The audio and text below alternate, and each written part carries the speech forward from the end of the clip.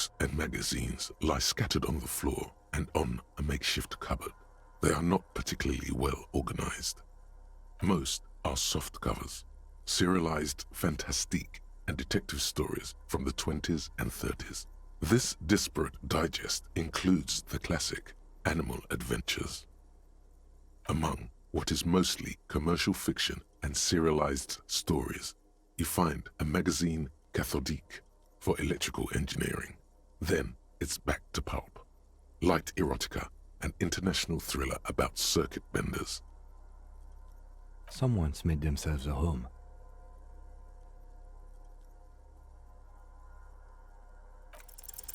Oh yes, under the bed, there is a rather extensive collection of critical theory, that is, dour, life non-affirming left-wing literature, published by small imprints such as Abattoir Firm and Ouzia. It's not exactly like reading. Ouzia. I agree. Humanitarian sciences. It stands out. Not a lot of critical theory around in Ravachol West. Your incendiary remark has failed to provoke him. Wasn't there some in the communist students' room? Well, yes. That one student did. The little books seem inconsequential next to the big pile of frivolous entertainment covering them. Whoever has lived here, they have some education and a certain set of interests. Interesting.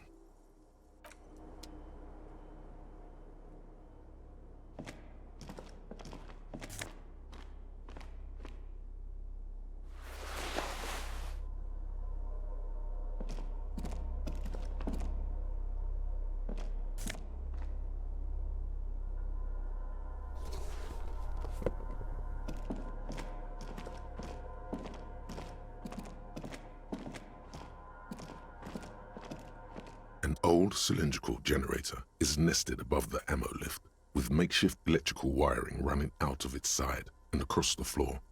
The cables disappear into the wall to your right. The lieutenant puts his hand on the metal barrel, checking for warmth. It's cold now, but someone has been maintaining it. The wiring has been repaired. Downstairs, somewhere? Liquid carbon. I would imagine it takes mazout.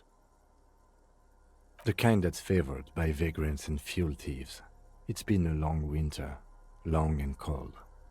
If anyone stayed here, they'd need a generator. A hollow ring, the canister is empty. Dust falls from the generator and down into the ammo lift.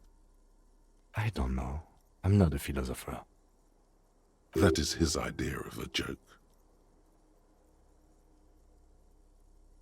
Someone with basic electrical skills has restored it in order to keep the room warm. Maybe it's the fire guy. The wind outside picks up suddenly, with a faint howl. Inside, it's warm.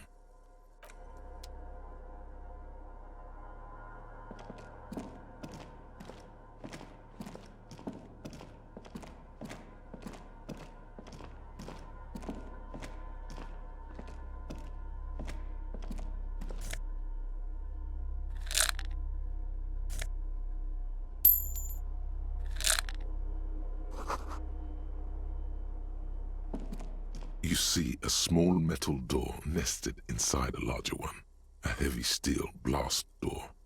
There is a conventional keyhole above the handle. It's very small. Another part of the island, probably. The lock looks like it could still be usable. Maybe this is one of the doors we don't open? He's right. It would be better to open its big brother. A powerful engine hangs under the ceiling. It must control the blast door. I think there's a console just southeast. Let's look around. Getting the blast door open seems like the best plan.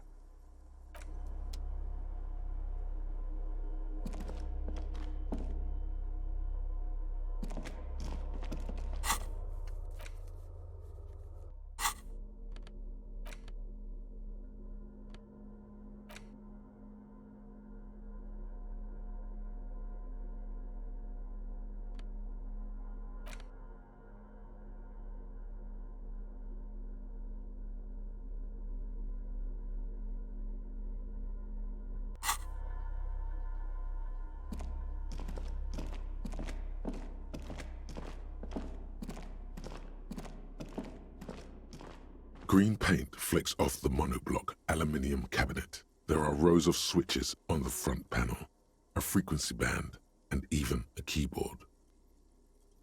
The keys rattle like teeth. This keyboard hasn't been functional in decades. The console of an antique computation device. The generator upstairs, with wires coming out, determine it here. Possibly. Urgence, ouvert, allumé, radio diffusé. It sounds like this device was used to control the electronics here. Maybe it still does. This device was used to control the electronics in the room. It could open doors, control lights, function as a radio computer. Nothing happens.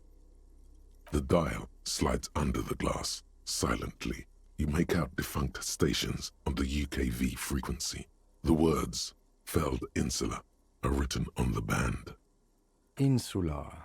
This is an off-air radio computer, I believe, used for military communications.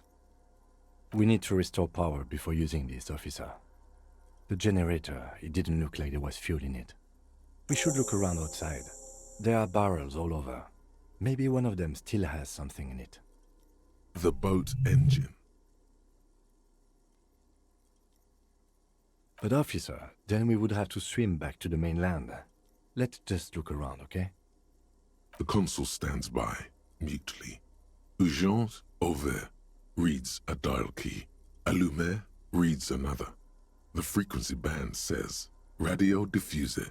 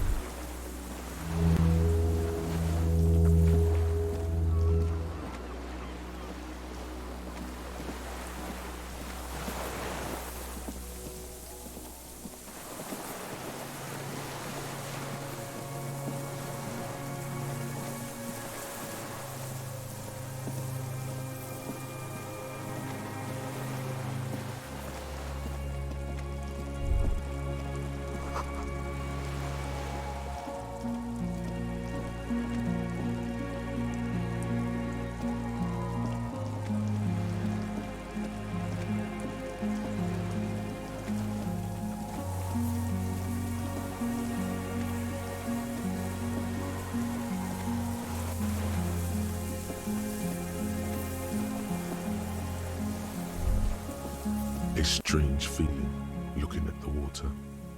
Maybe you should just wander off into the sea. Leave it all and walk in. Perhaps there's someone there, under the water, waiting for you, where it has always been, smelling of tutti frutti and betrayal. Maybe you know it's going to hurt. Yes, cold and still. But love is warm, like the inside of her mouth. Yes, yes, yes, yes. No, we're not starting with that. Not now, not this time. This thought is over. In the rain mirror of the bay, you see Martinez, reflected. Tall edifices of ruins reach into the water, like shimmering towers. And the shacks too. Pine trees and motor lorries, upside down. Islets and posts, like stepping stones, lead into the water in front of you. Go, step in. It's been too long.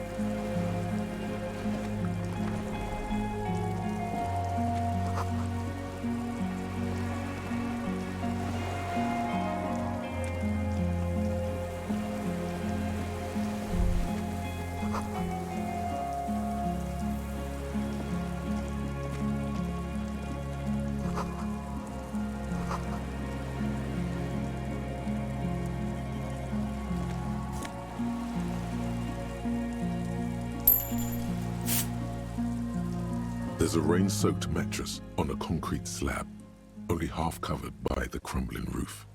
At the head of it, double embrasures, firing slits like two eyes in the wall. B triple prime. This looks like a good place to shoot from.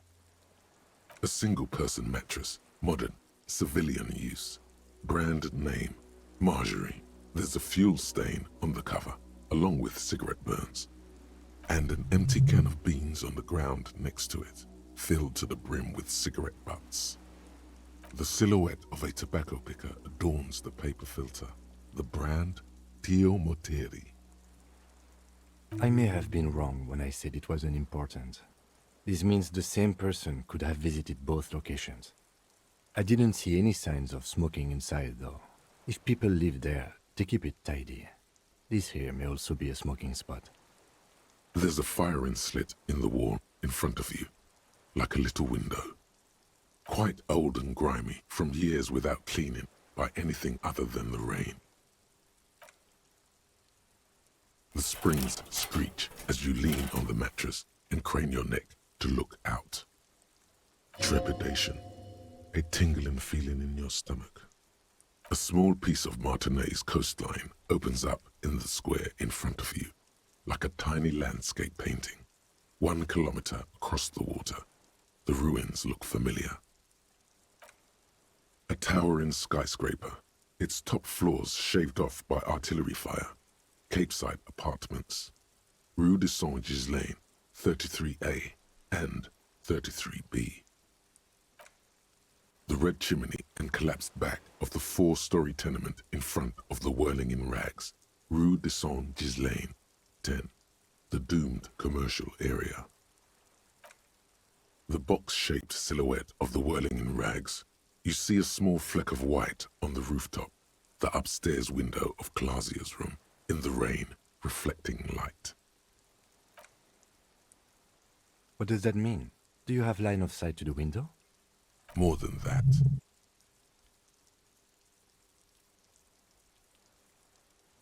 A pair of binoculars? Or a scope of a rifle? You'd be prone, lying on a mattress, barrel resting on the embrasure. Cheek against a cheek rest, hand on the hair trigger, on a calm day like this. Good. I think we have it, Detective. The origin of the shot.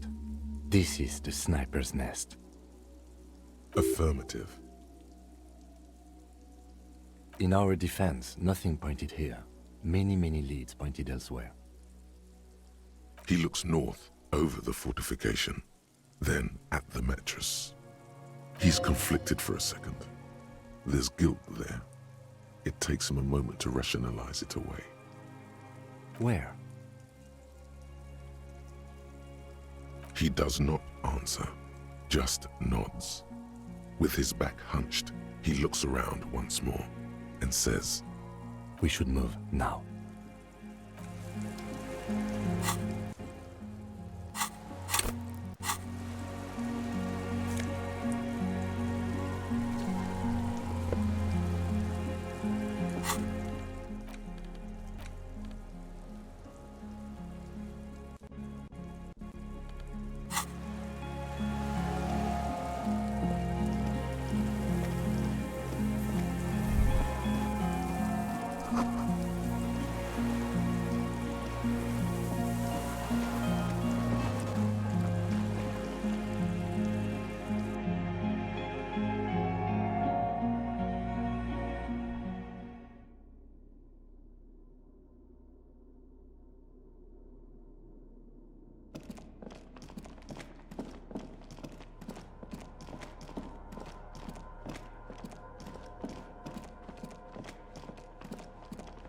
This old cylindrical generator waits with its fuel cap open.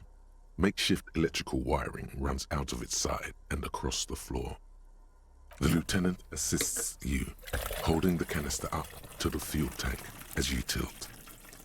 Dark brown, viscous fluid pours out, and the room fills with a chemical smell.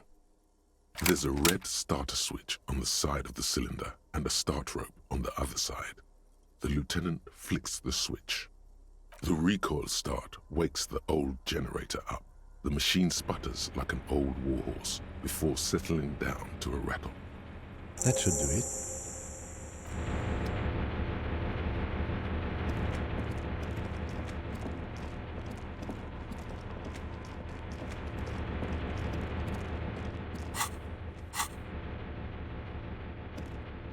A dim golden glow animates the console, faint, like a ghost light. Urgence ouvert reads one dial key. Allumé reads another. It's on. Turn emergency open. Automatic boot. The blast door opens with a series of clicks. A shaft of light appears, then widens as the light shines in.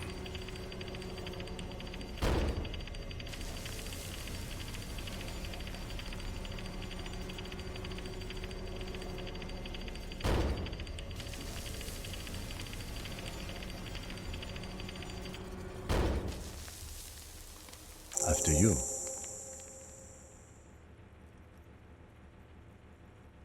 So did I. Not back there, but I felt it since we came here. I don't know. A thin wisp of smoke rises from a charred black fire pit. The wind picks up, then dies down again. Don't worry. I have a gun.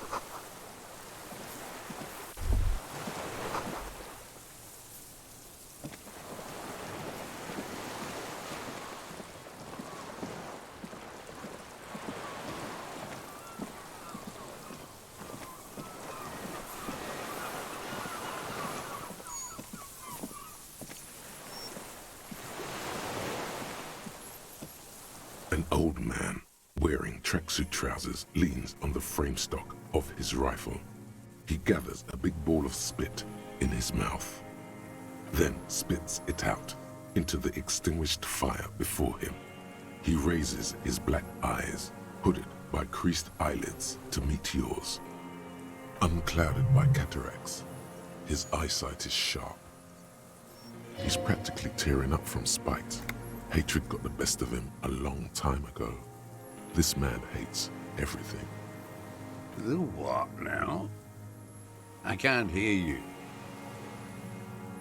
I may have.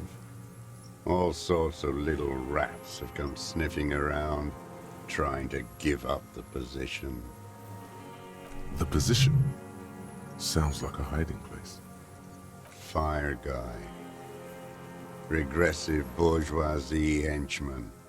Can't even talk like a grown-up.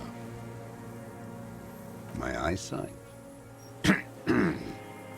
Yes, helps me see all the shit. I did.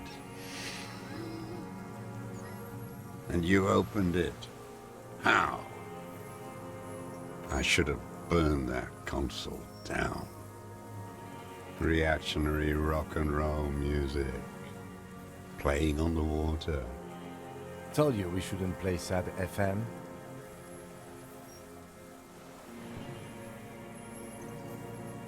The fascists were right about rock and roll.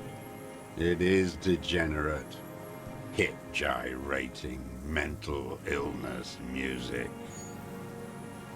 It's not nice. It's a piece of shit. But it gets the job done. It's a Triangong 446. A Samuran rifle. How did you get hold of one?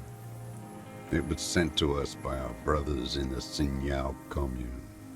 Military aid. It has stayed true to him. He can still make it sing. You heard me. It's good now, like chalk wiped from the board.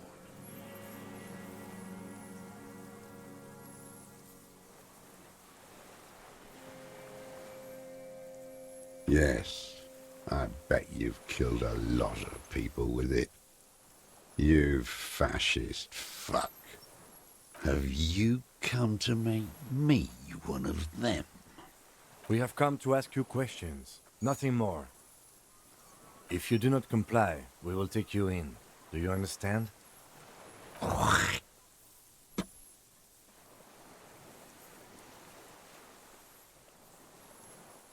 lieutenant pulls his pistol from the holster.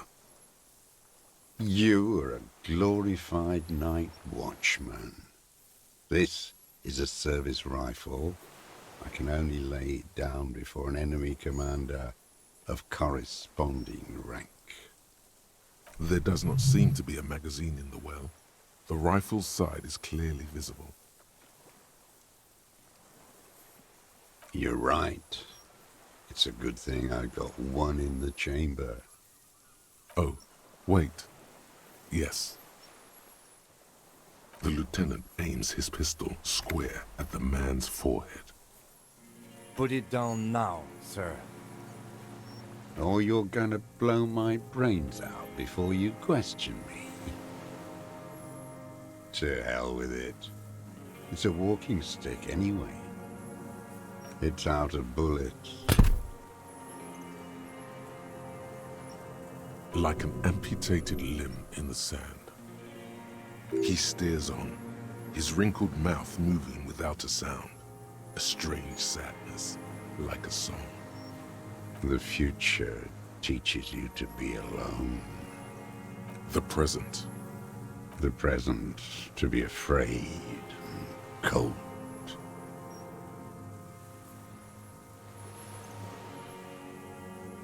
Real music. Real proletkult. That's La Révacholière, not your rock and roll misanthropy. Chanson de soldat of the black and whites. The job of a shitlicker. It is the anthem of the world revolution. One of 3. In Grad, they sang brave children, favorites of history. And in Sinyao, it was some Samaran shit, I guess. Everyone has. They named a fucking perfume after it. Talk to her.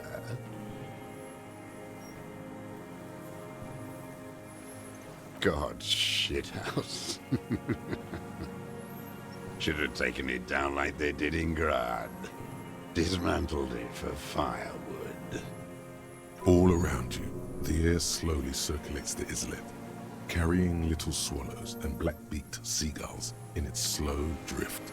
They all, every one of them, every bird, mammal, and crustacean, keep their distance. How did it go? Something about shooting rabbits. I don't know. I can't remember. It doesn't matter. It's gone now. His gaze follows your motions. The rifle feels surprisingly light in your hand, frame stocked and patched in places with tape and wire. Still warm from his parched hands. Not the metal. The metal is ice cold. This weapon has been modified several times.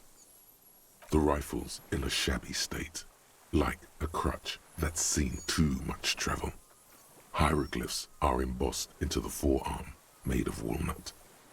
On the butt, you see Vespertine writing, burnt into the wood. Triangon, 4.46mm, made in Sinyao. No one said it has to be a Belmagrave. We were just guessing. From ballistics, it could easily have been a Triangon, too. It doesn't matter if it was made in Shanti. All it has to do is use jacketed ammunition. And it does. The right type and the right calibre. He's liking this. I wonder how old it is. The old man does not answer. He just stares in front of him. The old man keeps following your motion with his gaze. His right arm twitches suddenly. This looked very much like the murder weapon. It could be used against him to get a confession in time.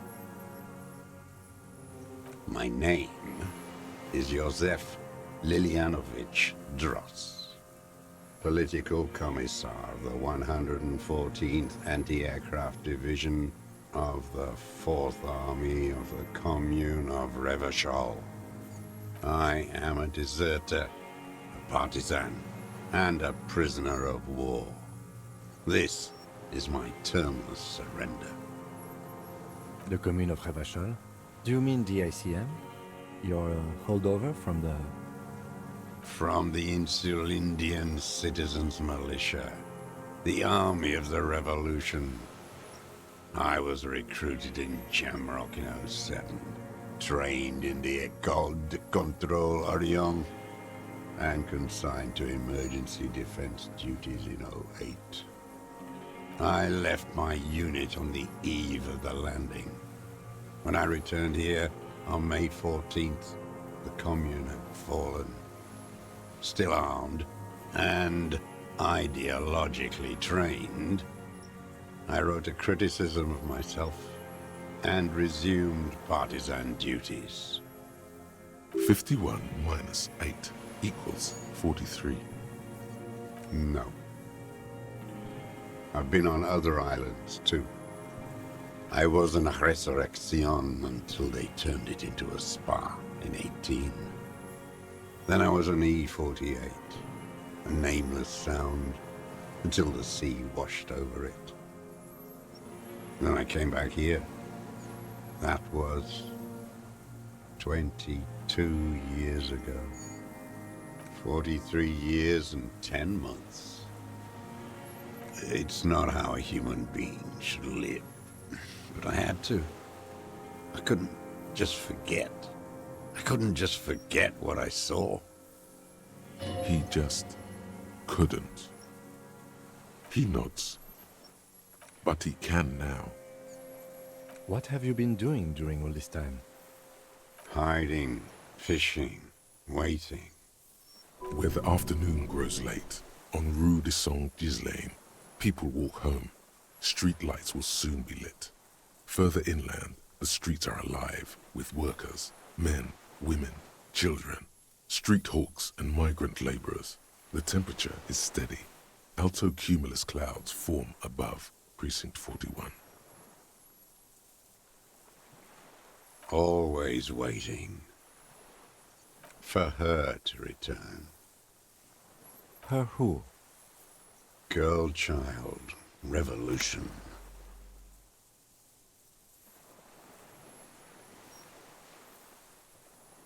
Always. A waste. The material base for an uprising has eroded. The working class has betrayed mankind and themselves. The historic opportunity for a revolution has passed. It will not come back anymore, however hard I try, whatever I do. I was just 16 years old, 15 when I volunteered. I had a lapse of faith. And of courage, too. You could say I misunderstood the historic role of the proletariat and thought Mazovian socioeconomics were fallible. For a second, I doubted the irreducible laws of historic materialism. A second is all it took for reaction to take hold.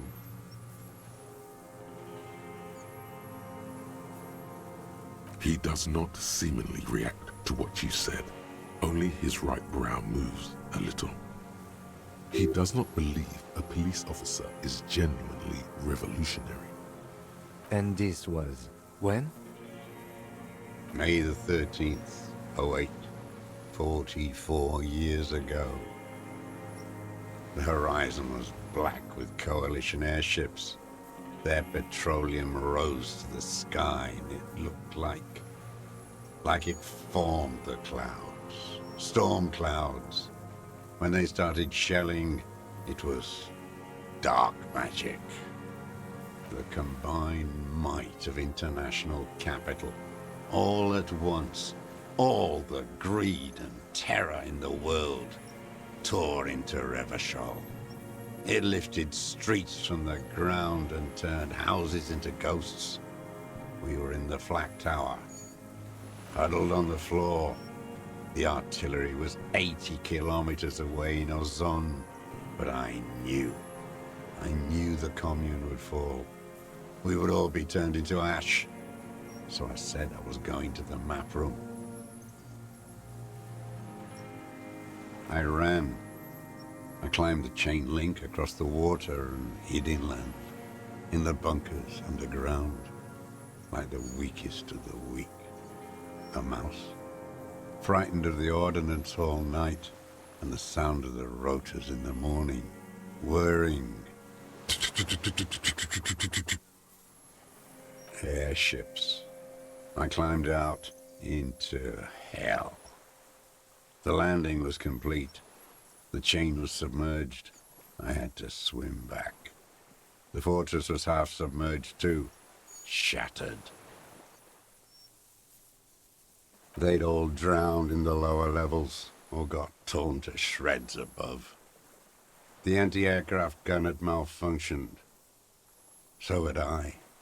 I left them without ideological direction. It was real. I'd seen it. I'd seen it in reality. The mask of humanity fall from capital. It has to take it off to kill everyone, everything you love. All the hope and tenderness in the world. It has to take it off just for 1 second to do the deed. And then you see it, as it strangles and beats your friends to death. The sweetest, most courageous people in the world. You see the fear and power in its eyes. Then you know that the bourgeois are not human. Now is not the time, Lieutenant Yefreto. I had to fight it. I could not stop anymore.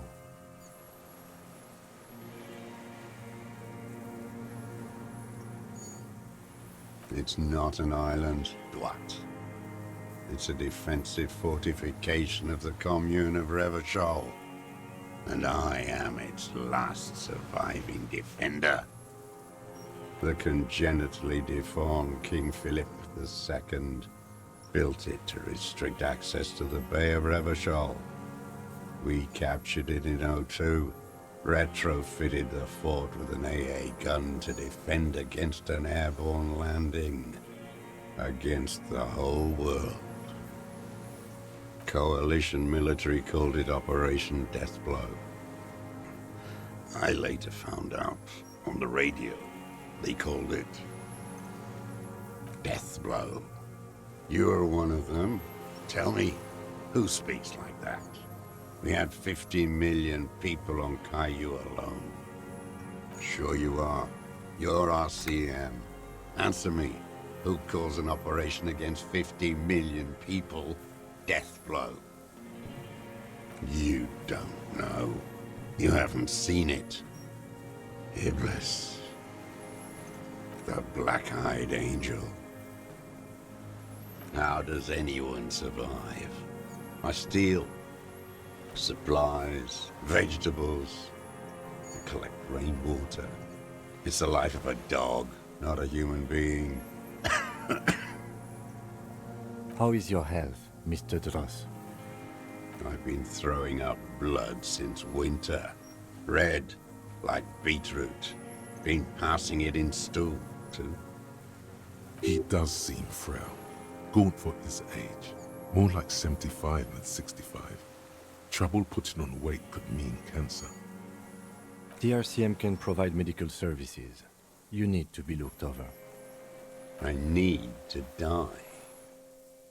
You don't have medical facilities. You have guns. That's all they give you. Toy guns. There's nothing to look over. The triage is in, and it's black. Administer morphine. Moribund. I have been running out of that stuff. There's no way he could manage the pain without them. It's safe to say he is addicted to painkillers by now. It's the little joys. The dark joke, a sunshiny day, morphine. I haven't. I have holes in my brain. Years missing. Others filled with pain only. A decade of... I don't even know what. Inferno?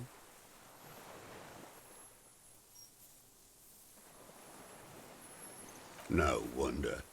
All your minds are rotting from the radio waves. I watched the traitors of this city turn the lights back on. More and more each year. Ruins glittering in the dark like a fucking merry-go-round. It's disgusting. Are they not heartbroken? How could they have moved on? It was hard in the Thames.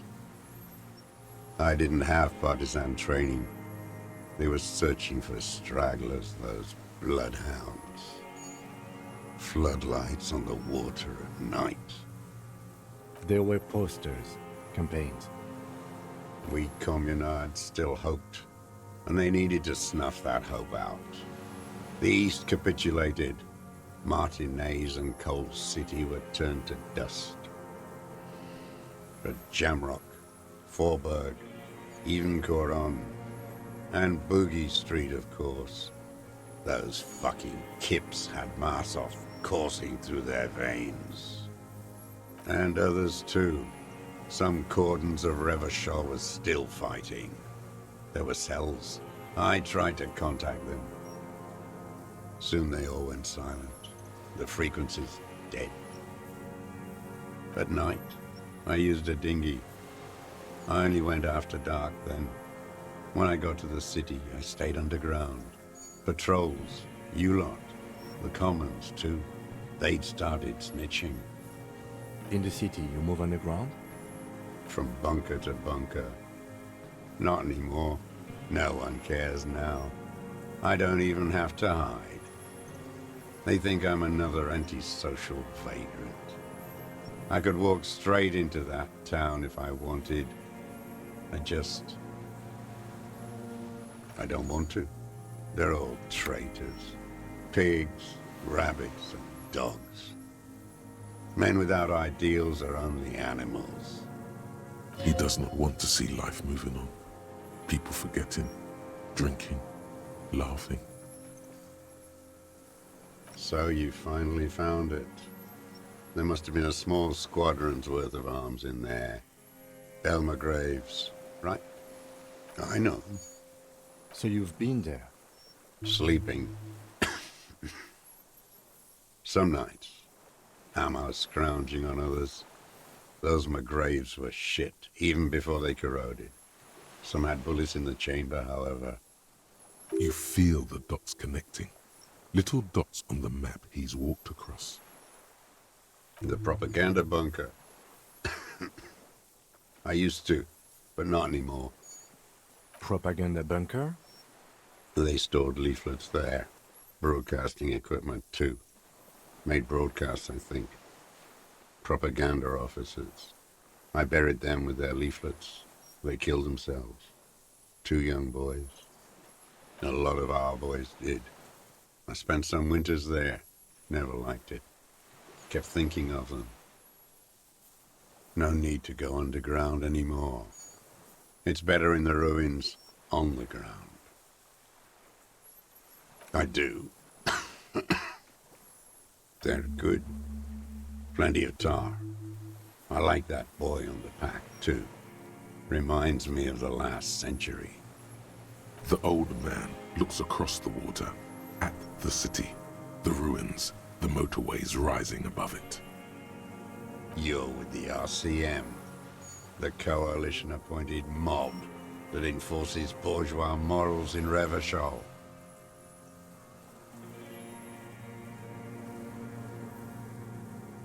You're the RCM. You represent the Moralist International, the enemies of humanity who took this city. I represent their adversary, le Parti Communiste d'Insolande. Take me to them as a prisoner of war. I have relinquished my weapon. I can no longer serve. No superiors can relieve me of my duty. You bulldoze them all to a mass grave for trying to free humanity. A spray of blood from his mouth on the black charcoal in the fire pit. Rene, the royalist on the coast, said, Liberal reactionaries signed that instrument. Traitors who should have been burned alive. I answer to the Communist Party. Is that part of why you've been here all this time? Because the party didn't surrender? He just wipes the blood from his chin. Honor is a feudal atavism.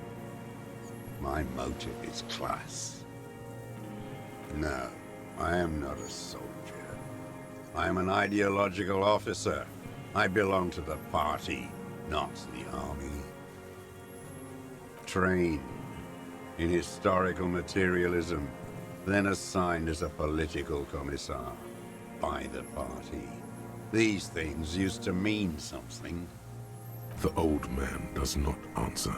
He tilts his silver head and looks at the reeds.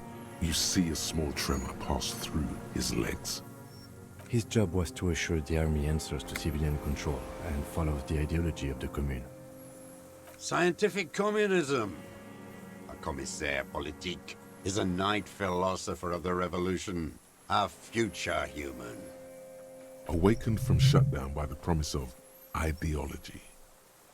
He nods slowly, then another tremor. No, you're not. You're a liberast. A liberal and a pederast. It's what most liberals are. Detective, we have not come here to discuss ideology. We have come to ask questions regarding a murder investigation. The old man spits into the fire pit. He does not say anything more. A jitter passes his lower body. There's nothing serious in this world. It's a farce. I've used it for killing people. Killing people? It's a gun. That's what they're for. You want a moralist euphemism? Defending your family and your property. I haven't done that. I've used it to kill people. Interesting. During or after the war? There is no after the war. Class war is never over. So he's continued killing after hostilities ended. Okay. This is it. You can feel it, like battery acid on the tip of your tongue. Something you haven't felt in a while. But this is what you live for. This is the shit. The great serotonin jackpot. The solution. Go in straight. No euphemisms. He doesn't like those. No. Be careful now. Slow and steady does it.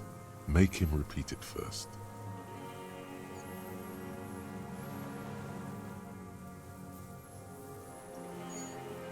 Nothing comes to you. Silence. His black eyes look at you. And in them, a chill, like electricity running up your spine, crawling into your skull. All is not as it seems. Detective. What did I just say? What did I just tell you? Don't drop the ball now.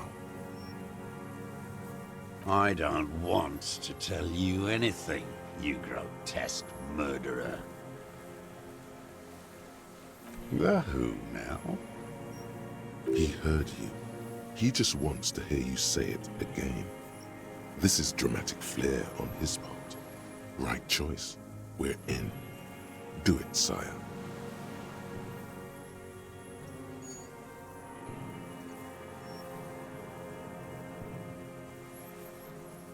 Oh yes, that one.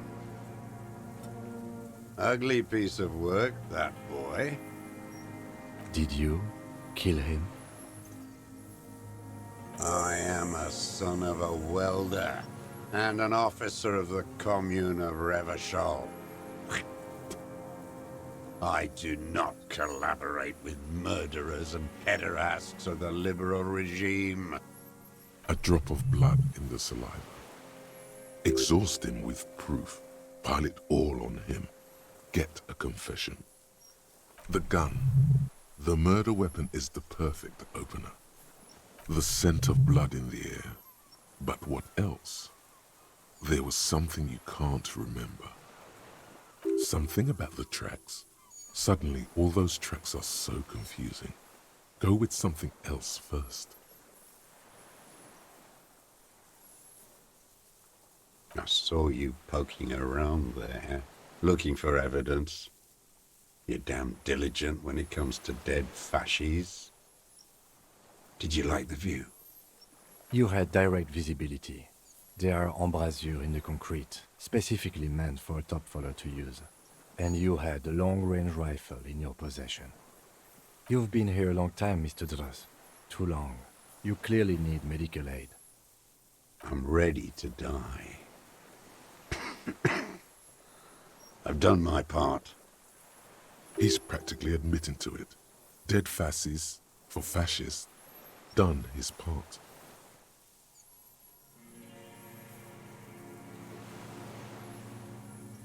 Because it's a sniper's nest, you stupid fuck.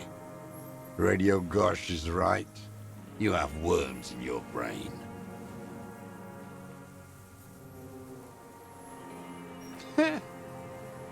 Not a lot of guns around that use military-grade ammunition, are there?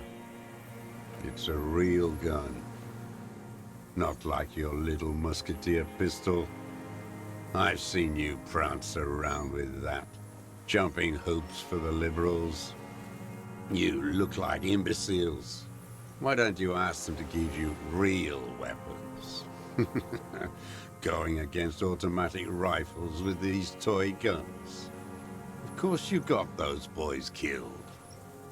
Damn, he saw you. He's watched it happen. He would have a good view of the tribunal from here. It's not just empty boasting. So he saw you. Okay. So what? Don't let it divert you. You know what? You're right. I'm convinced this made the shot.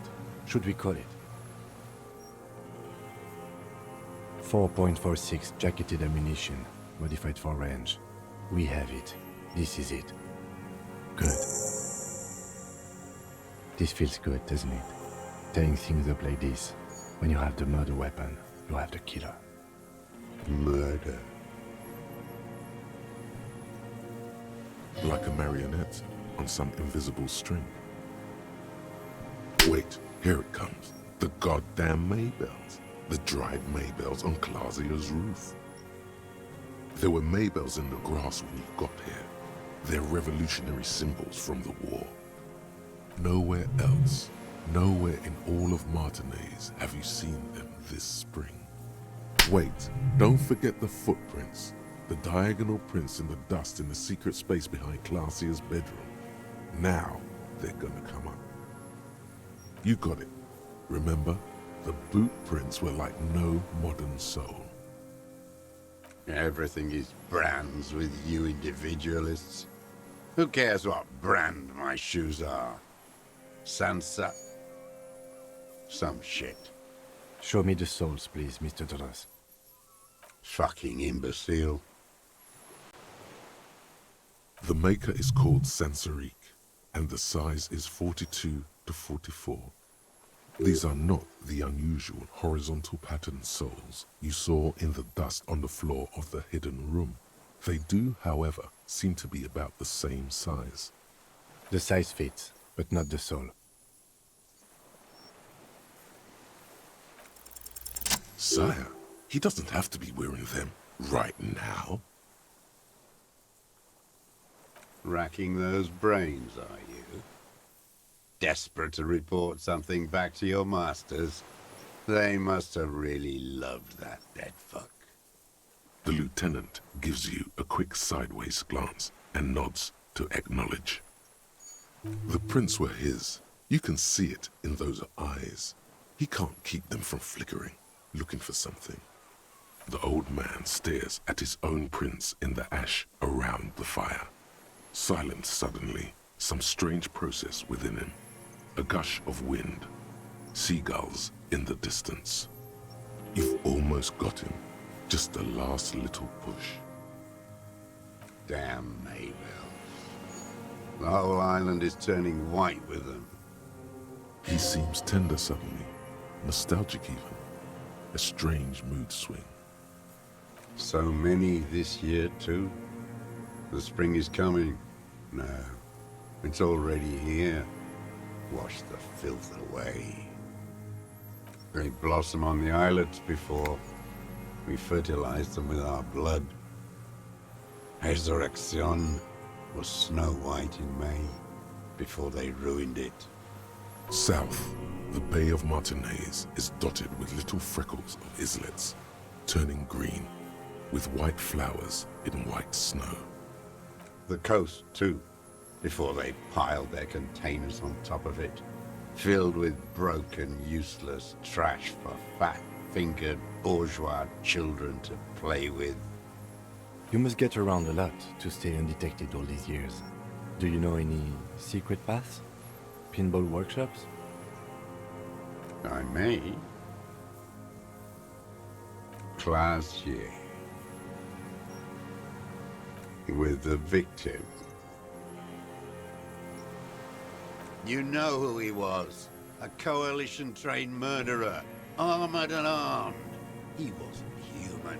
The blunt end of a hammer. Dripping with blood. Beating us to the ground. Moaning with joy. You hounds get so thorough when a company-trained killer dies. I haven't seen you on this coast for 40 years. You know, maybe I should have killed one sooner. Got your attention. Now you stop beating druggies and prostitutes in your basement. Now you come to investigate. Not when they die by the hundreds. This is it. Shot him. Shot him. Say shot him, not killed him. Oh, the inhumanity. One paramilitary less in Revachol. The lieutenant raises his right arm to hush you. I had them in my sights. Both of them. Him and the whore. I was breathing with them, in phase, and I pulled the trigger and flew on the air until I landed in his mouth. I didn't think I had a shot like that in me anymore. I did. I saw him kneel there with his mouth full of death, and that stupid look on his face. And his dick still in her. Nothing.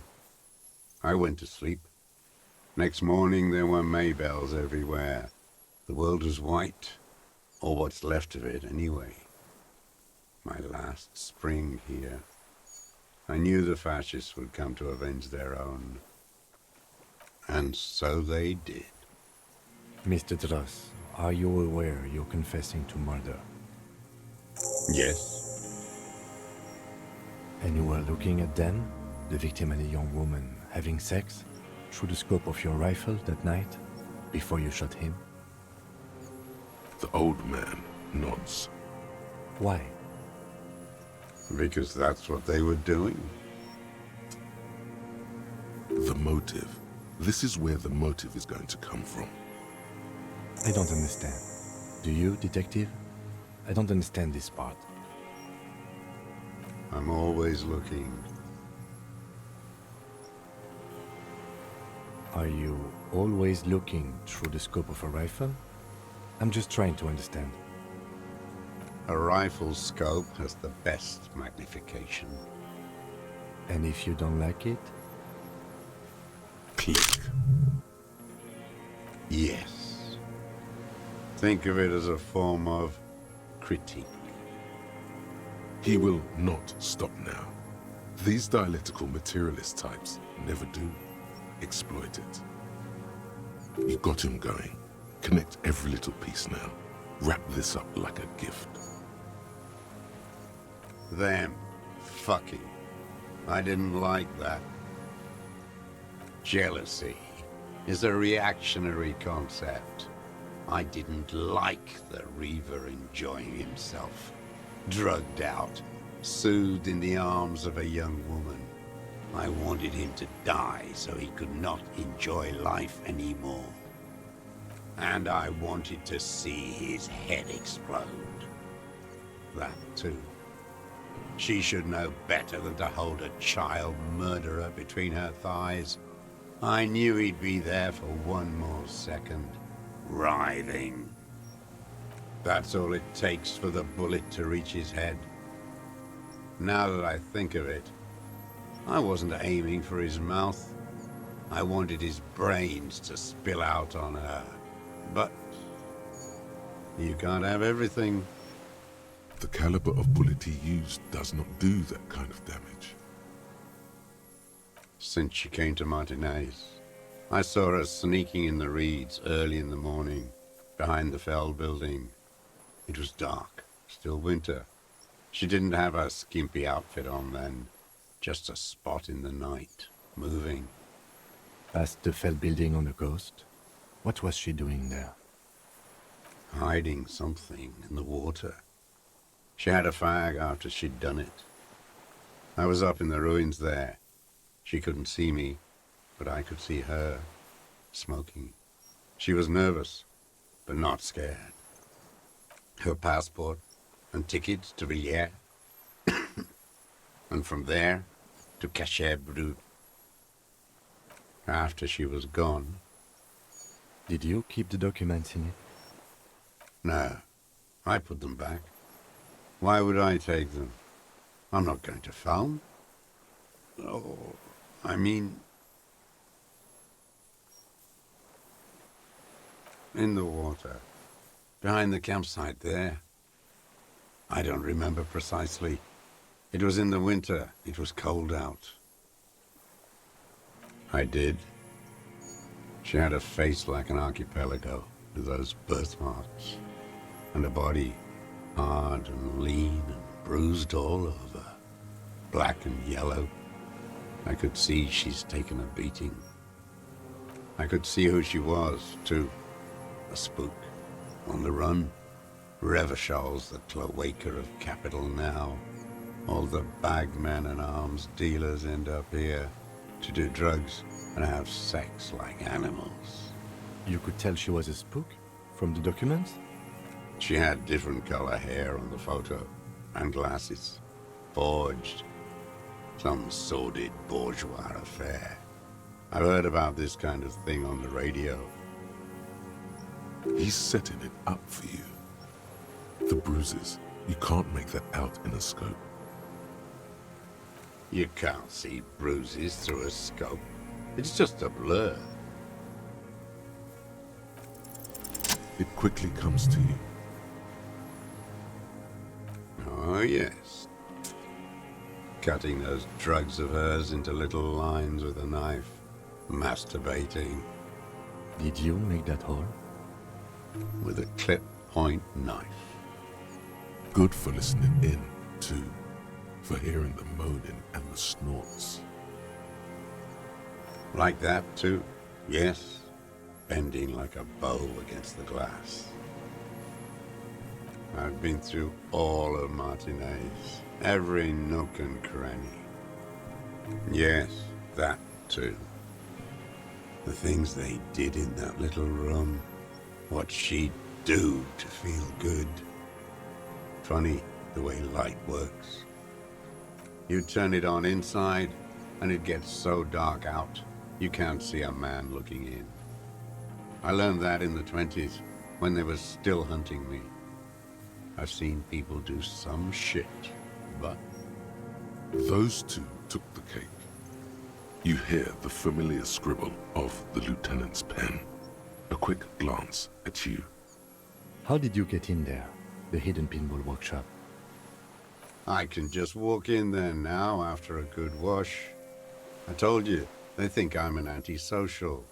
Closing hour is a good time. The kitchen's empty. You had to open the steel door in the kitchen? How? I got that open a long time ago. Some bourgeois game merchant lived there. I don't know, 15 years ago. He left spare keys all over, and I took one. Then I saw her turn the light on one night in my scope. Andy found use for it. A spare key, like the one hanging behind the Union Box window. There's nothing to hold on to. Only this. It's not enough. The coals of his eyes glisten suddenly, like stones dripping with water. Is he crying? Man needs to feel something else. In this fight, it helps if you have your eye on something there. It's weakness, I know. Yes, over the years. It's not unproletarian to feel something. No. I don't really know. I was there one night and she was crying, like a child, in the corner of our room on the floor, like she does sometimes. The day after I killed him. Yes, I don't know why I do the things I do anymore. It's as if something put the thought there, to leave the flowers. Maybe. I told you, I have holes in my brain now. I wouldn't just sit here waiting for you. If you came 10 years ago, I would have killed you.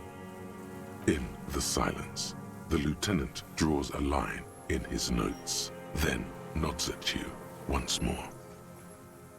Her. The lieutenant nods at you in acknowledgement. Where is she, that Clasier? I haven't seen her there for days.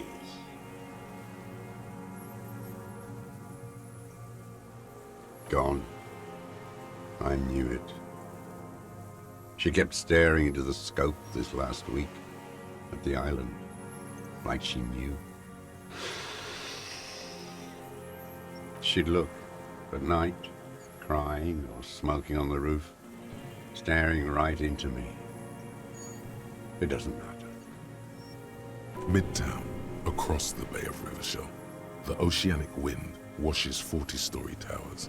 Above them, Lucerne Central Aerodrome, a cocoon suspended in the sky by a web of suspension wiring, encircled by hybrid aircraft. On the platform, a young woman is withdrawing from amphetamines, barbiturates, and alcohol. Yet still she smiles among the crowd, among the great ghosts of the city she's leaving, for another, far south. Smaller, distant, hidden, not like the great chandelier she sees sparkle in the night below her. Streetlights, towers, tenements, and water, and across it a dark strip of ruins, barely visible if she didn't squint her eyes. He knew she knows. She was looking at the island, figuring it out, day by day, cigarette by cigarette. We could get more. We've got him talking. Who knows what he's seen and done over the years? Enough. Take him in. Bend his arms behind his back and end this. I tragic comedy. Druggies, prostitutes, and rentiers. Specifically, the whole city is a charnel house, stripped clean and draped in neon. But Martinez is the worst. Because of the racists, everyone is a racist in Martinez. It's their favorite thing to do in the whole world. Listening to race-themed radio shows. In the ruins, in their lorries. Pumped full of steroids and Radio Revachol 92. Race this, race that. It's all sanctioned by that social democratic union and the farce of a social democrat who runs it. Yes, the fly larva in his container. He let some nihilistic advertising yuppies erect a statue of Philippe III, a syphilitic murderer, on the town square, to spit on the working class. Not since the serfs of ancient Pericarnassus has history produced a more inert social class than the Martinez proletariat. The rest of Revachol at least pretends to rebuild. These people still live in ruins. In tents, like animals, like those boom-boom morons on the ice. A pity they didn't drown in that tent of theirs. The worst of them is the blood-drenched Sucrion on her yacht, licking her lips. The old whore's gone now. Her gun-toting porcelain men are dead. So, actually, no.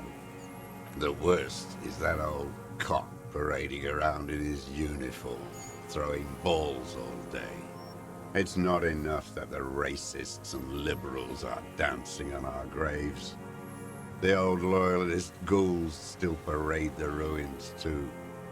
Every morning he's there, while the parasites he fought to protect are off in Ozon, or Koyamoran, or some other island they built their palaces on, feeding on drugs and having sex with their own children. That's all the rich really want, sex with their own children. Throughout history, even the royal bloodline of the suzerain, it's all just an excuse for them to have sordid sex. At least that old cunt Frisell is now dead. We did good when we pushed him under the horse car, until, in the 30s, those disco whores.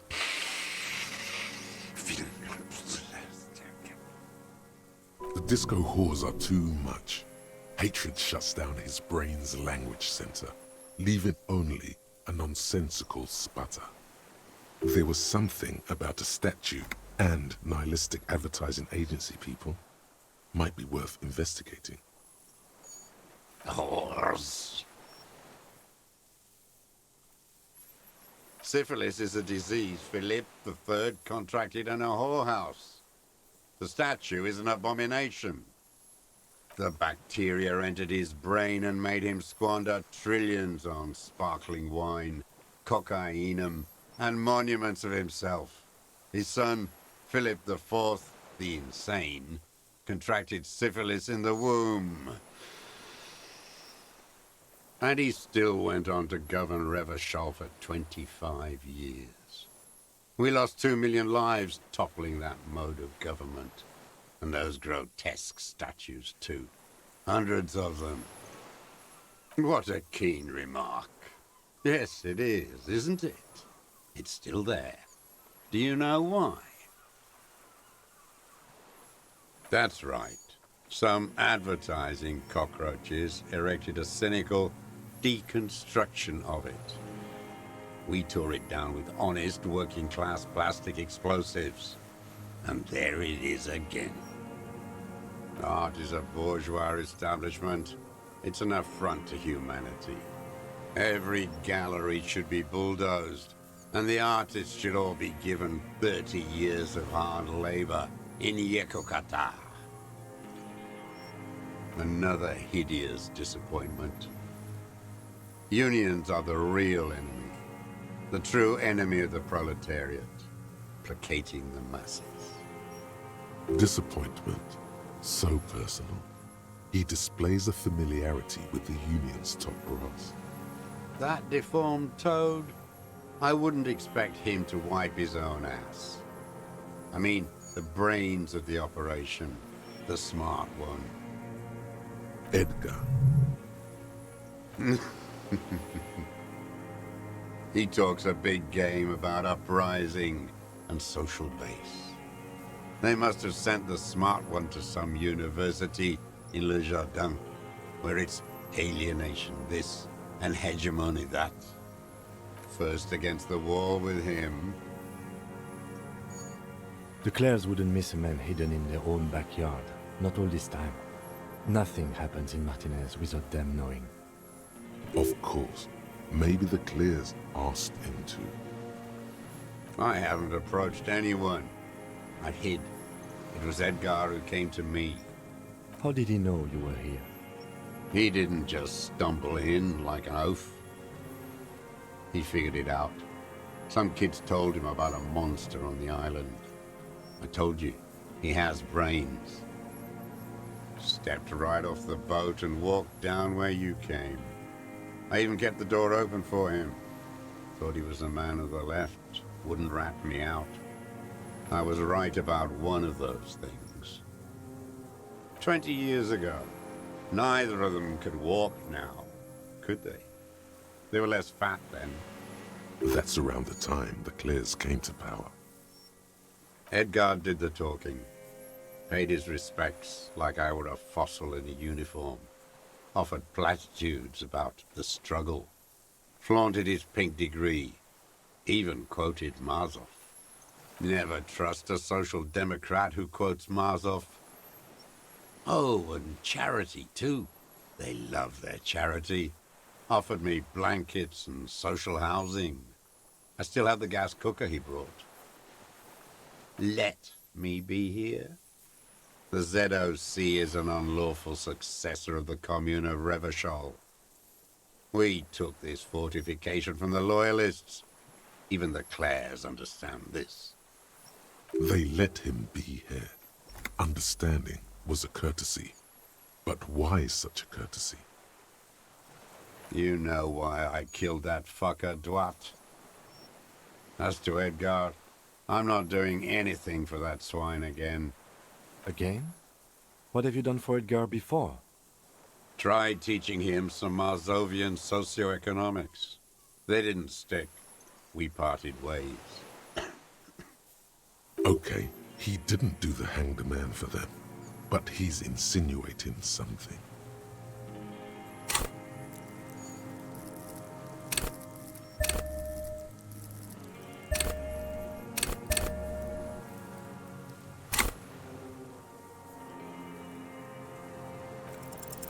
The connection comes to you like a splash of cold water.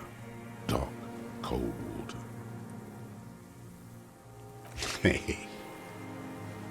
He acknowledges it. Here we go. A twist behind the dark bend. That bourgeois cow, Tiffin Holly was her name. Licked the rich man's hand every time he came to town. Never seen a labor leader so hot on mutual cooperation. And money. She liked that too. That Holly was a real bridge builder and a deal maker. She was, and she was real soft on those money men. Had a Barbara Muscova bag over her shoulder that she liked to bring to work. Called in, they say, on the eve of battle, ran away, vanished like a piss stain. No, that's not quite it, is it? Did she? They say her daughter called in, not her personally. But that wasn't really her daughter, was it? No, I guess it was not. She couldn't make the call herself. Here it is, the bend in the river. Because she was dead. Because the cow caught a bullet in her right lung. Fell into the canal, grasping her tit and drowned. or bled. Hard to say. It was a sloppy job on a moving target. She was going home, waddling, dressed in yellow, drunk like she often was. The ruins are black around her, and she had a yellow leather bag under her arm. She tried to cross the canal, heading home to Grand Couronne or Betancourt, someplace like that, where they build those new bâtiments for the people who flourish in the hell around her and the ruins. Someone shot her, or maybe the cow just fell. My memory is full of holes. All I know is nothing changed. Not in the material base, not in the hegemony. There was no uprising, just words. The Union fizzled, sogged. Nothing came of it. Nothing. Edgar didn't keep his part of the deal. If you were to testify to this, give the RCM something on Edgar, you could walk. We would strike everything you've done and process you as a POW. You were in a war. You were on assignment. We could even extradite you to the Samaran People's Republic. A degenerate worker state. Go shit. No, thank you. I'm Revacholian. My days are short. I will rot away here, in a moral intern cell. I will not testify to anything. All you know is I saw it happen, and I liked it. I liked it a lot. Her plump body bobbing up and down in that canal like a cork. That chick yellow bag still on her, strangling her. The same old freezing hatred. Every fucking morning for 34 years.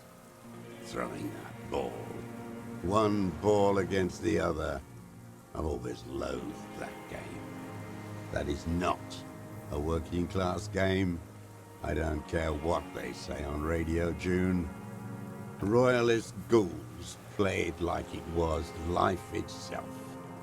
Click, clack across the water each day. And that uniform, like a parrot plumage. I won't even mention that he's a traitor to his race. A Patank maniac race traitor. I remember him. I remember him from La Noce. Not him personally, his make and model. There were tens of thousands of them. I thought we took them all out before the liberals came to their rescue. We missed one. That one. There doesn't seem to be a single person under the pine today. Not even Gaston. Alone. Fat and plump. Like a pheasant. Just begging to be popped off. Please, Mr. Dross. Shoot me. Not yet. I like to look at him strut around, place the crosshair on his medals, right on his face, and just fiddle the trigger. Think about it. Let the bonbon melt in my mouth. Save the treat for later? He is a juicy bonbon, that one. A real treat for the black day. The blackest. When I put that gun in my own mouth, I think, nah, don't waste it. Put this lead in that cock, René. For the boys he killed. And then I look at him throw those balls, and I suddenly feel better. I even hid one bullet, so I'd always have one for him. Haven't seen him around lately, strutting around. Must be down with arthritis.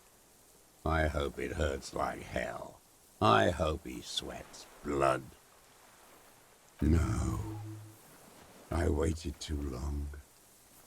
I waited too long, and now he's dead? I'm sorry, Mr. Dross. I understand you knew him for a long time. They're all dead now. Fuck it. If he really wanted to kill him so bad, he would have done. There must have been 1,000 black days on these islands, his health ailing. And I blew them all.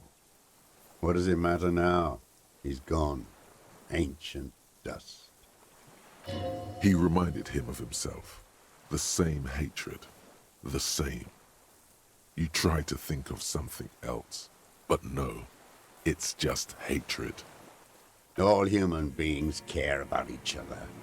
I cared for seeing his head explode. Now, God damn this world.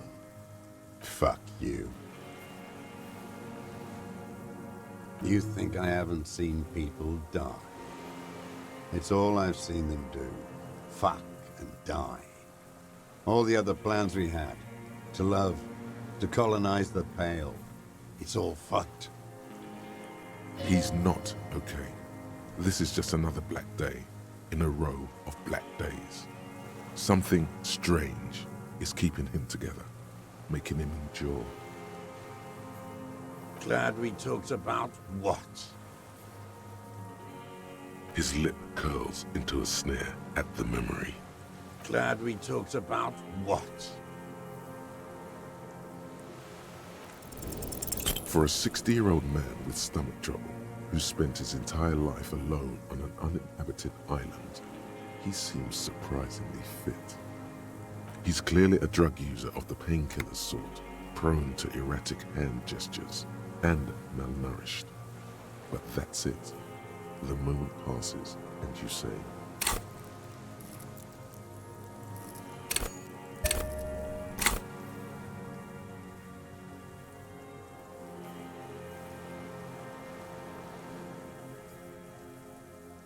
What?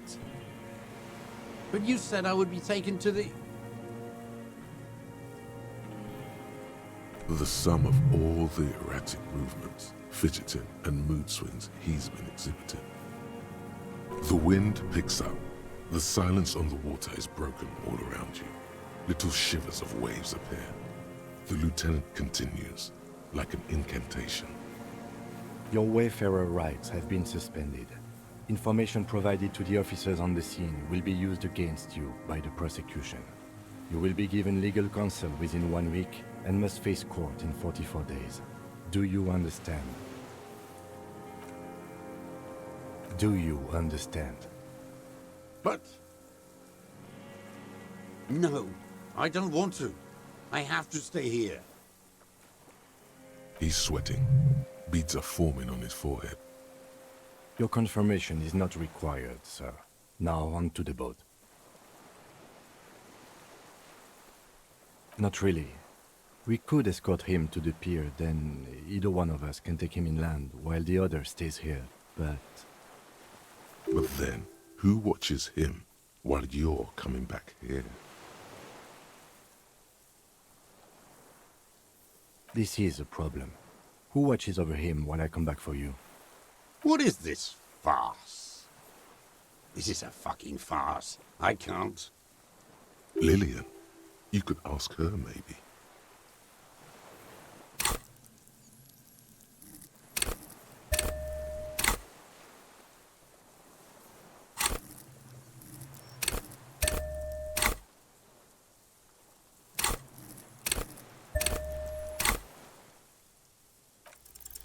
You thought you heard something, but it's just the reeds. Maybe we could all fit in there. Actually, no.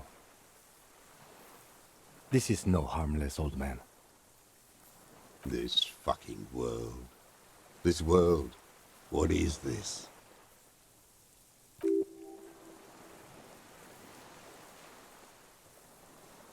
No, listen.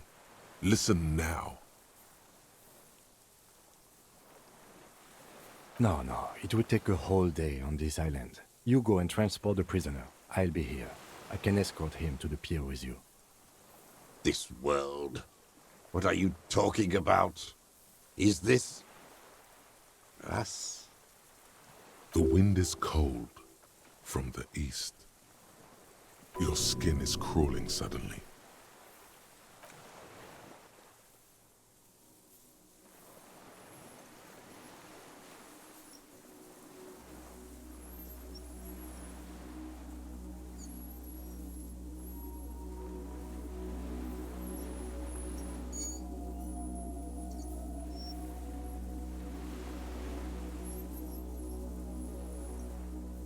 delicate tangle of arms and legs unfolds from the reeds, limb by limb, to then just stand there, moving its scythe-like arms in ghostly silence.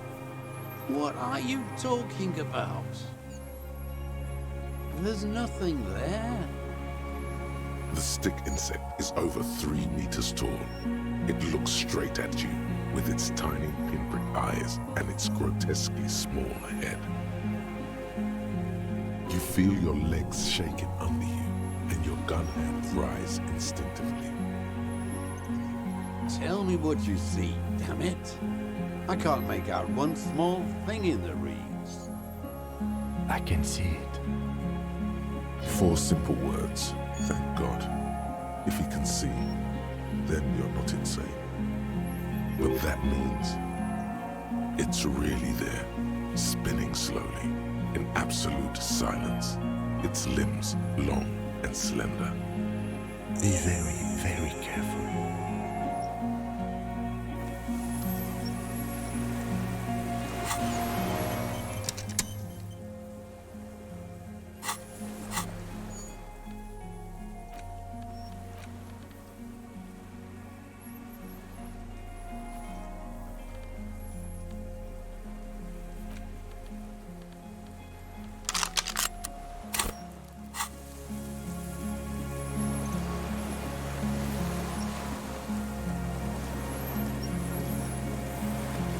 The creature stands on long stilt-like legs, antennae hanging from its head like a woman's hair, white and curled at the tips. It is no more than 5 steps away from you. Reed-like tufts stick out of its joints. As the insect moves its forearms, it produces a faint hiss, like a reel-to-reel machine spinning after the tape breaks. It is. You glance over your shoulder. The lieutenant holds a piece of milled aluminium. He begins to pull it open, extremely carefully. It's the camera. No, the flash will scare the creature off. Warn him now. We need a photo. No one will believe us. From the corner of your eye, you see a sudden cascade of motion ripple through the phasmid's limbs. A series of ultrasonic clicks fills your ear. I won't be one of those fools who didn't take a picture. You see the phasmid turn to him, its mandible antennae reaching out. Its motions are quick, sudden. I don't think the pheromone will do anything. The spindly mechanism turns itself back to you, its antennae taking their measure of the air, slowly. A sudden chirrup fills the air. The walking stick moves its whole body, limbs working independently of each other, like the parts of a masterfully constructed machine. It moves just an inch closer to you. Or does it only feel like it does? Something in its body language has changed, just slightly.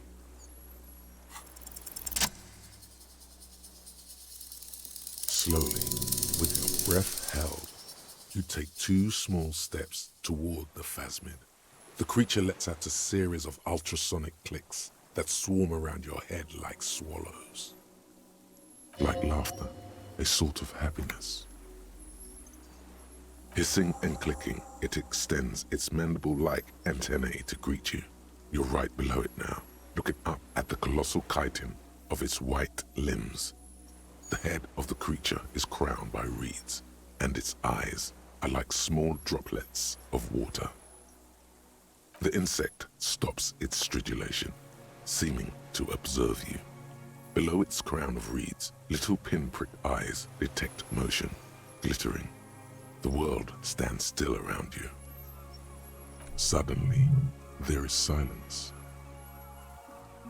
As you do, the invertebrate comes to life, its limbs moving independent of each other, as if each has a mind of its own. They are white, like stalks of porcelain, knitting above you, praying to you.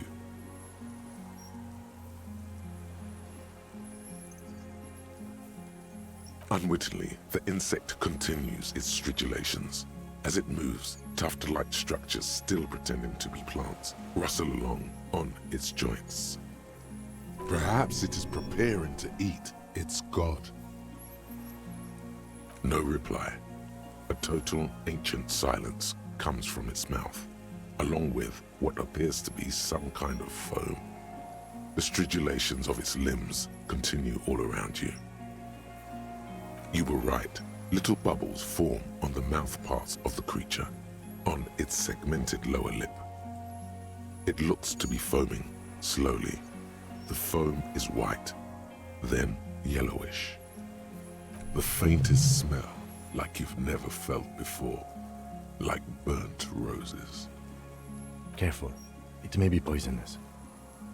The foam slowly turns a darker shade, like burnt caramel, as the insect moves its mouth parts, masticating. The little bubbles begin to burst, one by one, letting out that same smell, like summer burning. I exist.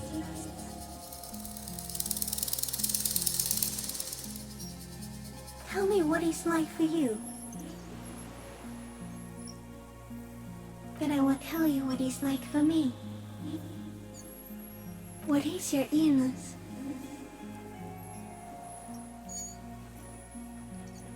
For me, it is not like that. I have states, not the emotions. For example, I experience excitement at unexpected sugar rewards, but that is not important. Now I will tell you how it is for me. For me, it is a series of half-lit images, a kind of darkness, being intruded upon, transient, dim, moist, shapes of plants and animals, and internal sensations, a swarm of sounds, tiny vibrations on the inside of my forearms, all speak of complexities totally beyond my understanding. I am at the end of a narrow funnel, weightless, so light, it only feels like something to be me. In truth, perhaps I'm nothing. I certainly do not have a soul, and if I did, it would never ache. Few of us can begin to imagine the horror of you, with all of creation reflected in your forebrain. It must be like the highest of hells, a kaleidoscope of fire and writhing glass, eternal damnation. Even when you're sleeping, and when you wake, you carry it around on your neck, with eyes open that cannot help but swallow more behind the mirror. I feel great, mute empathy for you. That must be incredibly hard. The Arthropods are in silent and meaningless awe of you. Know that we're watching. When you're tired, when the vision spins out of control, the insects will be looking on, rooting for you.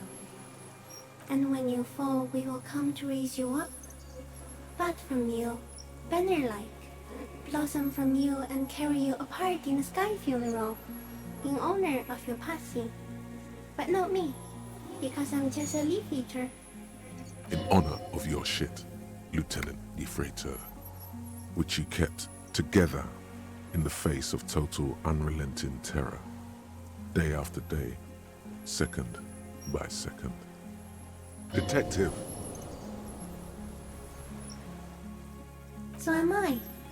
I was born to detect sucrose rewards and semiochemicals. What were you born to detect? Yes, no one detected me for such a long time. For thousands of years, I dithered, out of sight, trapped myself in greenery. No one believed I exist, almost no one, until you came, detective, dripping of blood that smells like strawberries, across the calm sea, the first in 1,000 ways. No, you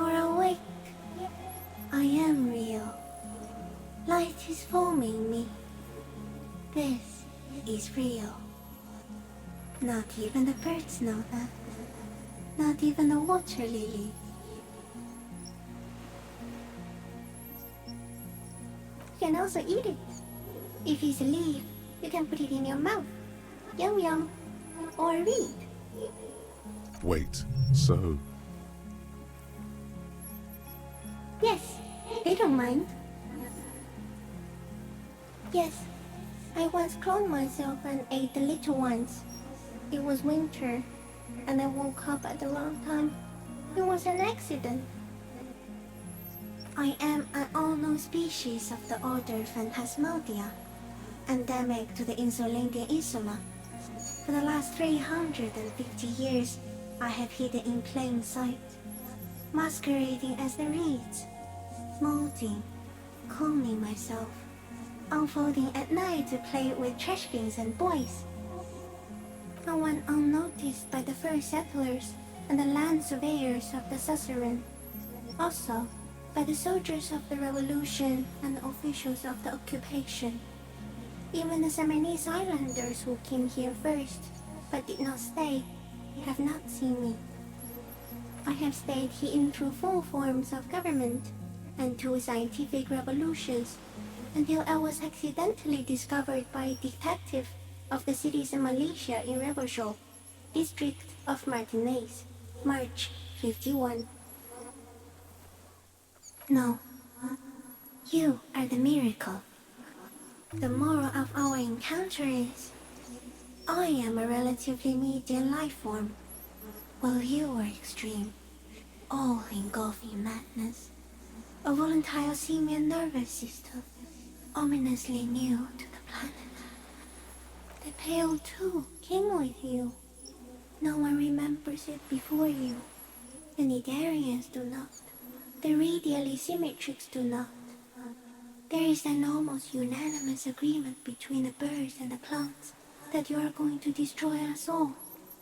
It is a nervous shadow cast into the world by you, eating away at reality. A great, unnatural territory. Its advent coincides with the arrival of the human mind. You are a violent and irrepressible miracle. The vacuum of cosmos and the stars burning in it are afraid of you. Give me enough time, you will wipe us all out and replace us with nothing. Just by accident. We suspect it will be something like the oxygen holocaust that wiped out anaerobic life 2.6 billion years ago, when organisms first started breathing. Only much worse. instead of air, you exhale thoughts. There are no trees that eat thoughts. Everything your eyes touch goes back there, behind the nose mirror. What if you blink? Are we still here? Please don't blink. What if you misplace us all one day, or just forget?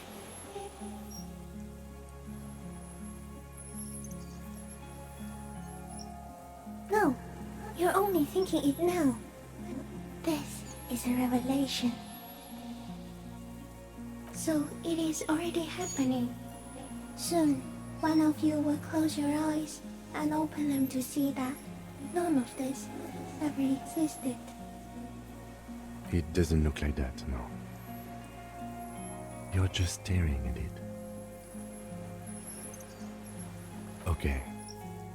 Is it somehow related to the case? I think we should take the picture, and then you should back away from the unstudied species. No, there is one more. Thank you. I also have one more thing to say to you. That woman, turn from the ruin.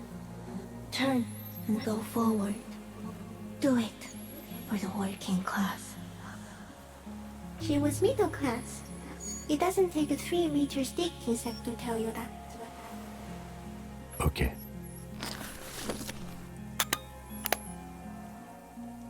There is no change in the insect's motion while it's being aimed by the camera. It remains fixated on you. In 3. If it moves, You jump back. I'll shoot. Here we go. 3, 2, 1. The shrill flash of the camera cuts the air like the blade of a sword. The phasmid freezes in its bright light. Head turned toward the lieutenant, hypnotized by the flash. It stands frozen before you. I got it.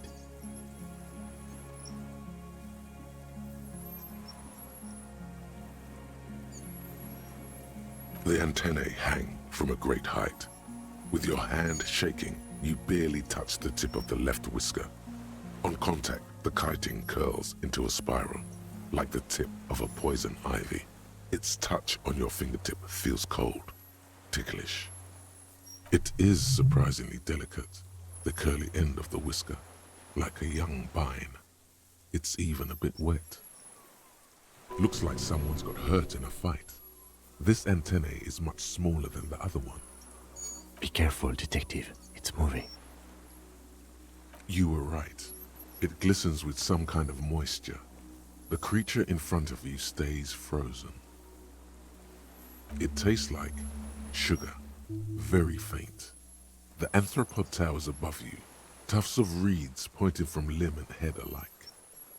Odorless, mostly comprised of water. The limb before you is incredibly light, like eggshell. It's much lighter than a reed. You feel a soft push could tip the creature over. Its hollow exoskeleton collapsing. Warning! A sudden shiver passes the limb. Looks like the creature is awakening, wave by wave from its stupor. Some sort of countdown process is happening. That's all you have time to think. Another shudder pulses through the creature's limbs. It jolts back to life, like a record continuing where it left off, in a swaying, praying motion. Even the small black pearls of its eyes do not stray from you. As you're turning away, the phasmid mirrors your movements, stepping on the water, the long limbs carrying its feather weight without breaking its surface.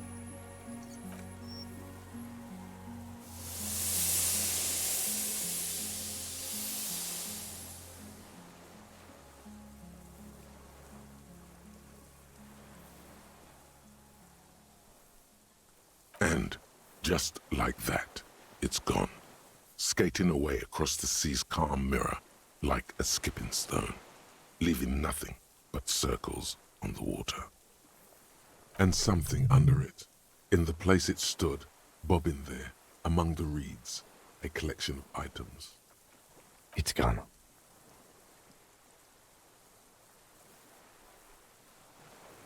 Apparently, yes, like a water strider. Only, I've never seen anything like that in my life. Looks like a nest of some sort. We should have a look. What now? In some kind of strange, semi-catatonic state. Our suspect is not looking so good. We need to check on him.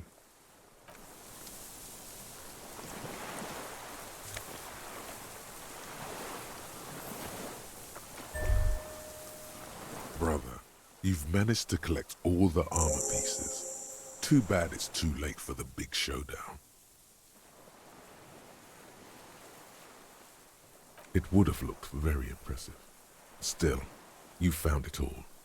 Now your mortal coil is completely protected. Few cops are this futuristic.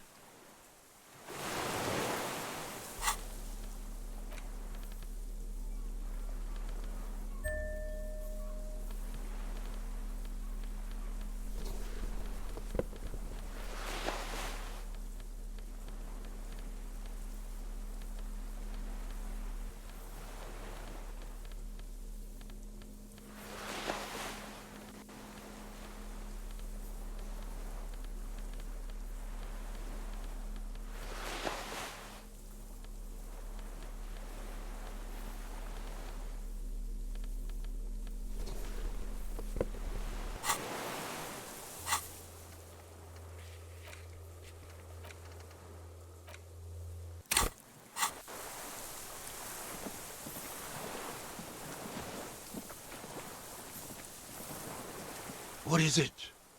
What do you want from me? I can't go. Something is very wrong with him now. See. Mr. Dross? The man does not respond. He keeps staring, black eyes glazed over and bulging from their sockets, his gap-toothed mouth shaking with fear and longing. A light shiver passes him, followed by nothing. His hands are trembling, and he breathes slowly. He's going into some kind of psychomotor immobility. The good news is, this solves our transportation problem, doesn't it, Mr. Dross?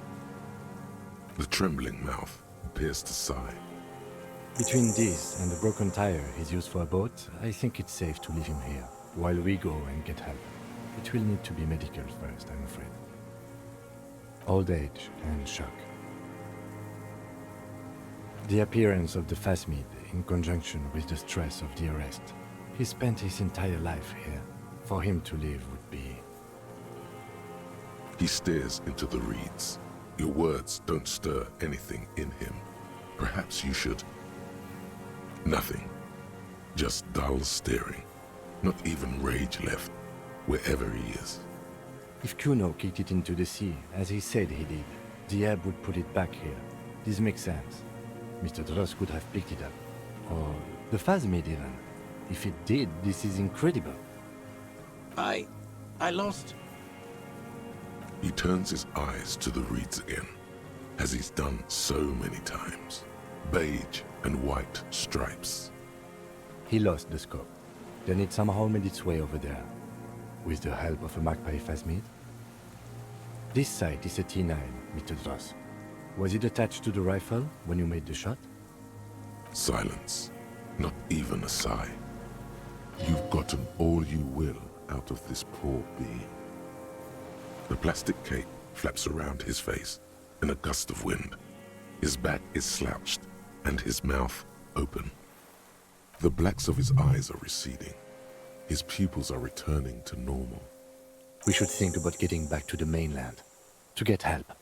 He'll be safe here, if we don't take too long.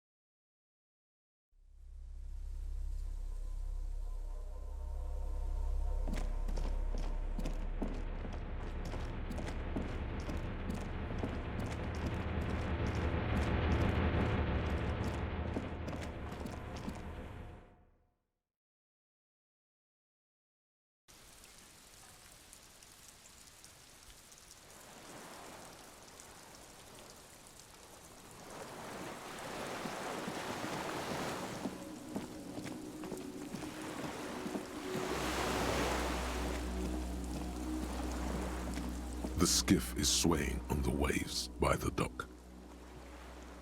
Let's. We are done here.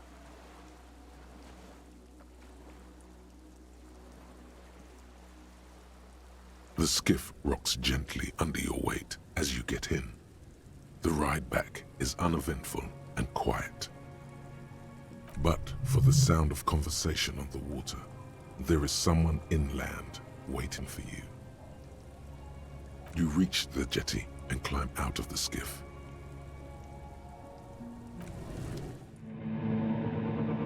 Special thanks to my patrons, Justin Wood, Hob, Scoopy Vegeta, Gunrunner, Water and Bat. You can join my patrons at patreon.com/HoldenGatsby, follow me on Twitter at HoldenGatsby, and follow my Twitch at twitch.tv/HoldenGatsby. Don't forget to subscribe to both of my channels. Thanks for sticking around. Bye.